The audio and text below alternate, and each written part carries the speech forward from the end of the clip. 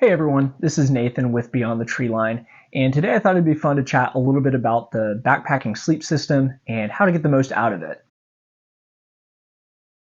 The three elements I think that make up a really good backpacking sleep system are the sleeping pad, the sleeping bag, and the sleeping bag liner.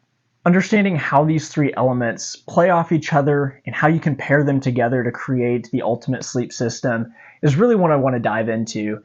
And that mostly revolves around temperature and how each of these items are rated. Starting off with the sleeping pad. Sleeping pads are super important in keeping you warm in the backcountry because you lose more body heat to the ground than you do to the air. So it's really important to have good insulation beneath you, and that creates the foundation for your entire sleep system. Sleeping pad temperature rating is based on an R value scale, which is a scale of 1 to about 7. R value is essentially just the resistance that your sleeping pad has to heat loss. So the higher that number is, the more insulating properties it has, the warmer your sleeping pad is going to be. Once you start reaching that 5.5 R value is when you really step into more of the extreme temperature ratings, meaning that your pad is going to be able to handle temperatures around 0 degrees Fahrenheit or less. It's also kind of a fun fact that you can actually increase the R value of your sleep system by pairing sleeping pads. For example, you could take a sleeping pad with an R value of 2 and a sleeping pad with an R value of 3, stack them on top of each other, and now you have a sleeping pad with an R value of 5. Moving on to the sleeping bag itself. Sleeping bag, also a very important piece of gear, but it's really important to note that the temperature ratings for sleeping bags are based on the assumption that you're pairing it with a sleeping pad with an R value of around 5.5. Remember, that's a really high R value and a very important piece to note when choosing the temperature rating for a sleeping bag. Sleeping bags are also rated for the average human. So it's never a guarantee that you're going to be comfortable at that temperature. You're going to want to really play with these three items and pair the best setup for you. As a general rule of thumb, I like to choose a sleeping bag with a temperature rating that's far below the conditions I plan to encounter on a given backpacking trip.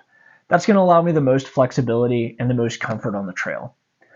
Finally, talking about the sleeping bag liner. I think sleeping bag liners are one piece of gear that's typically overlooked when you're looking at your sleep system as a whole. But there's a couple things that I really like about adding this to my kit. One is it protects the longevity of my sleeping bag.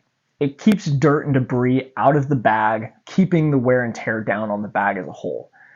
But also it allows a lot of temperature flexibility.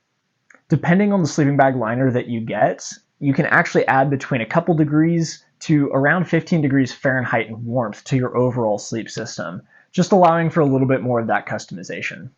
By seeing how each plays off each other, it's easy to see that there's a lot of customization. You can kind of pick and choose, change out your sleeping pad, add a liner, get a warmer sleeping bag, and really create the optimal sleep system. I've gotten a lot out of this 20 degree sleeping bag over the years by pairing it with different pads and liners to really get me more warmth or kind of reduce some warmth in warmer seasons. Generally speaking though, I like to know the conditions I'm stepping into on a given backpacking trip and pair my sleep system to give me the most flexibility. Meaning I'm going to choose a sleep system that's going to be rated for well below the lowest temperatures I'm going to encounter on the trail. Hopefully this video has helped you guys understand a little bit more about the sleep system as a whole, how these three items pair off each other, and the amount of customization that you really have when playing with these. I love chatting about gear and hearing about your guys' experiences, so if I've missed anything here, if there's anything that you have to add or questions that you've got, leave me a comment. I always love chatting and diving in a little bit deeper. But until next time, guys, thanks for watching.